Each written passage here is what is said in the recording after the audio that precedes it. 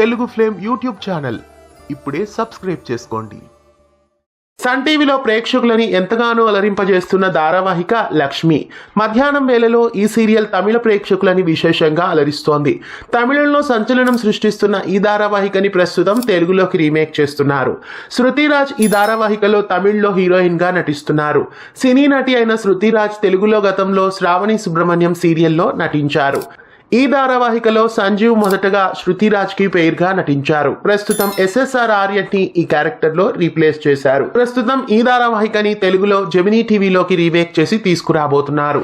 మరి జెమినీ టీవీలో ఈ సీరియల్ ఏ సీరియల్ కి రీప్లేస్మెంట్ గా రాబోతోంది, ఎప్పటి నుండి ప్రారంభం కాబోతోంది, ఎవరెవరు ఈ సీరియల్లో నటిస్తున్నారు అన్నది ఇంకా తెలియాల్సి ఉంది.